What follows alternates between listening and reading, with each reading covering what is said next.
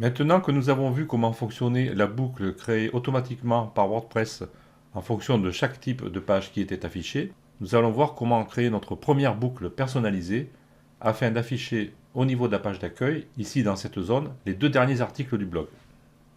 Dans la vidéo précédente, nous avons établi que lorsqu'une page était chargée par WordPress, il se crée un objet $WP_query qui contient tout un tas d'informations au niveau des données affichées et notamment un objet créé en appelant la classe WP_query qui contient le résultat de la requête. Pour créer notre requête, nous allons donc faire un appel indépendant à cette classe PHP WP_query. En effectuant une recherche rapide sur Internet, j'ai trouvé un exemple d'appel de la classe WP_query. Donc le principe est simple, on stocke dans une variable ici un appel à la classe avec le constructeur new et on passe à cette classe un certain nombre d'arguments, généralement à travers une variable. Et cette variable ici contient un tableau dans lequel on indique les paramètres. Il est possible aussi de passer les variables à la classe ici par l'intermédiaire d'une chaîne de caractères, type variable d'URL, mais il faut savoir que certains paramètres ne sont utilisables que s'ils sont passés par l'intermédiaire d'un tableau. Donc en général, on préférera la solution du tableau. C'est plus facile à lire et c'est plus complet. Maintenant, pour connaître quels sont les types de paramètres applicables à notre cas, je peux me rendre sur la page du codex, ici, sur la page qui référence la classe WP_query. Et ici, nous avons tout avec tout un tas d'exemples. Donc, il est vraiment conseillé de lire cette page avant de faire ses premières boucles. Donc, nous allons regarder les paramètres qui concernent le type de page et le nombre de pages que l'on veut afficher. Alors, ici, nous avons une table des matières très utile. Si je veux savoir comment je vais paramétrer le type de post que je veux afficher, je vais cliquer sur le lien Type Parameters. Et ici, je vois que je dois donc rajouter une variable post type. Et la valeur que je vais mettre, moi, ça sera post, comme ici. Je remonte. Concernant le nombre, je vais me rendre sur la rubrique qui concerne la pagination, donc Pagination Parameters. Et là, je vais voir que pour choisir le nombre de posts que je vais afficher sur une page, en l'occurrence, nous n'aurons qu'une seule page, mais ça ne change rien, je vais employer le paramètre post per page. Et ici, je mettrai 2. Voilà les paramètres que nous allons utiliser. Maintenant que nous savons ce qu'il faut faire, nous allons revenir dans notre code au niveau de la page frontpage.php qui est, je vous le rappelle, la page qui gouverne l'affichage de la page d'accueil, parce que c'est ainsi que nous avons paramétré notre WordPress. Donc je me positionne en haut de la page, je peux entrer mon appel à la classe WP_query n'importe où je veux avant de déclencher la boucle, et là je vais coller un fragment de code que j'ai préparé, comme ceci. Ce code va se résumer ainsi. Donc j'appelle une nouvelle instance de la classe WP_query par l'intermédiaire du constructeur new. Je stocke le résultat dans une variable qui s'appelle $recblog. Donc je la nomme intelligemment pour savoir après à quoi elle correspond. À cet appel, je passe un paramètre ici par l'intermédiaire de la variable $argsblog qui est ici un tableau qui prend les paramètres que je vais utiliser. En l'occurrence, post type égale post et post per page égale 2.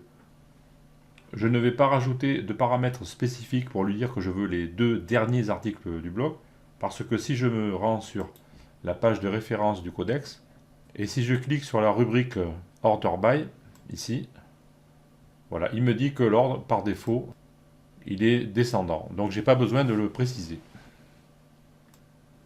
Je retourne sur le code. Donc nous voyons que ici j'ai rajouté une ligne vardump de la variable pour vérifier ce qu'il a dans le ventre. Et on peut même ici rajouter un die, comme ça on terminera le script proprement. Et on va voir ce qui se passe. Donc j'enregistre. Je repasse sur le site. Je réactualise. Et voilà notre objet. On se retrouve en terrain connu. Nous avons notre objet WP_query. Si je descends un petit peu, je vais retrouver l'objet post au pluriel qui contient le résultat de la requête, à savoir les deux derniers posts du blog. Et je vois que c'est le 42 et le 40. Et si je me rends sur le blog, je confirme bien, c'est bien le 42 et le 40 qui sont les deux derniers éléments du blog. Et ensuite, si je descends un petit peu, je vais retrouver l'objet post au singulier qui lui contient l'élément courant de la boucle. Et comme la boucle n'a pas encore été déclenchée, on a le premier élément des deux. Le fait de créer notre requête personnalisée n'a pas affecté le comportement par défaut de WordPress. Nous pouvons le vérifier en effectuant un dump de la valeur $WP_query, comme ceci. Je vais la dupliquer cette ligne, et ici je vais mettre WP_query, je vais enlever ce die, je sauvegarde, je rafraîchis la page, je remonte, et donc je revérifie, donc j'ai bien mon objet personnalisé avec les deux derniers postes, et si je descends, voilà, à un moment donné je vais retrouver l'objet représentant la requête de base, ici, qui lui va chercher le contenu de type page avec le contenu de la page d'accueil. Donc à partir de maintenant, je récupère les données que je veux afficher. Je vais pouvoir créer maintenant une boucle personnalisée pour afficher ces données dans la page. Donc je vais enlever ces deux lignes parce qu'elles ne me servent plus à rien. Je vais un peu nettoyer mon code comme ceci.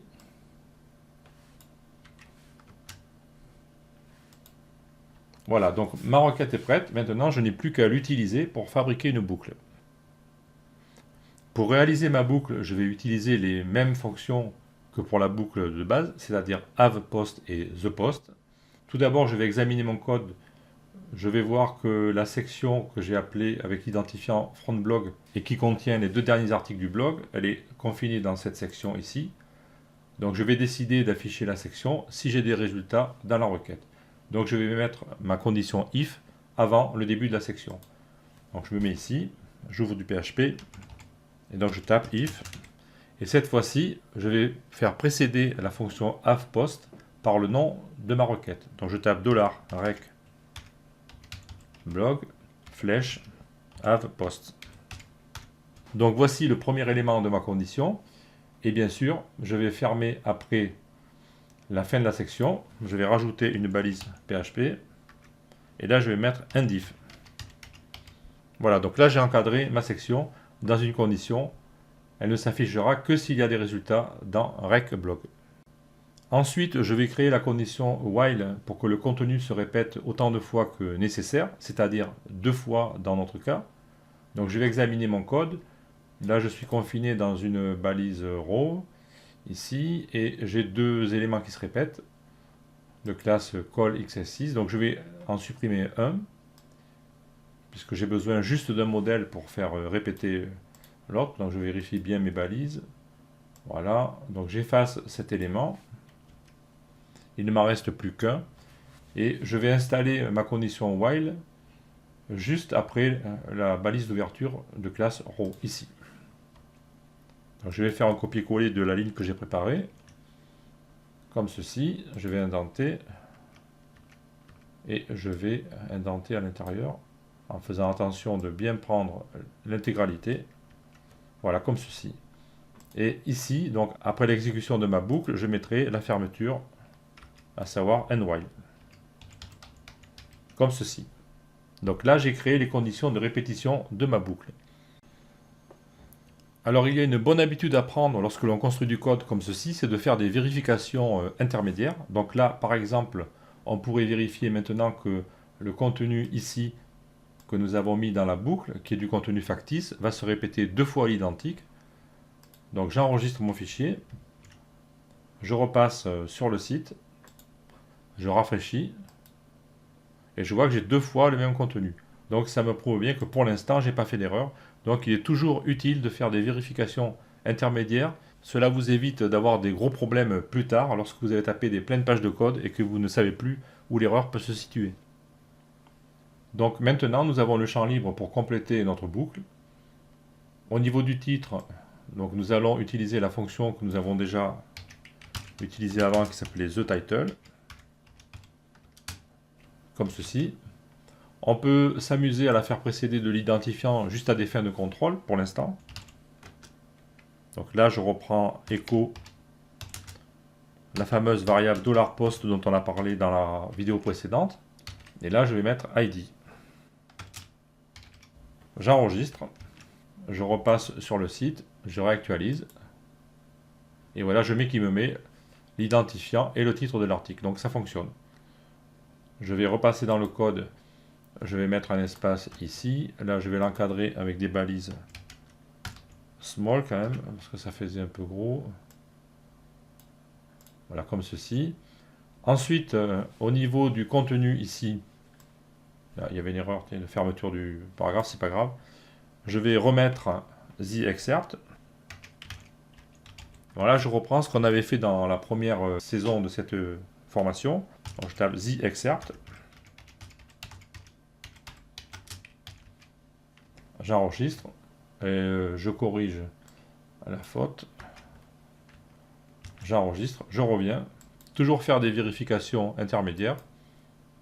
Donc il me met l'extrait, bon, je vois bien que c'est un extrait différent. Et j'ai le lien lire la suite. Je reviens dans le code. Au niveau des métadonnées style date de publication, catégorie, etc. Si vous vous rappelez, dans la première partie de ce tutoriel, nous avions créé une fonction spéciale pour afficher les métadonnées. Donc je vais la récupérer. Je vais faire un coller d'une ligne de code que j'ai préparée. Voilà, comme ceci. Donc nous appelons la fonction lgmac_give_me_meta01 et nous lui passons certains paramètres. Donc ça c'est décrit dans la saison 1 de ce tutoriel. Je vous renvoie éventuellement, si vous ne l'avez pas vu, je vous renvoie à cette partie-là pour comprendre ce qui se passe ici. Je ne vais pas le redétailler. Comme je suis minutieux, je vais faire une sauvegarde intermédiaire. Je vais revenir sur la page. Je vais rafraîchir. Je vais bien vérifier que mes métadonnées s'affichent, il n'y a aucun souci. Mon identifiant s'affiche en plus petit, comme je l'ai voulu, avec un espace. Et maintenant, on va s'occuper de l'image à la une.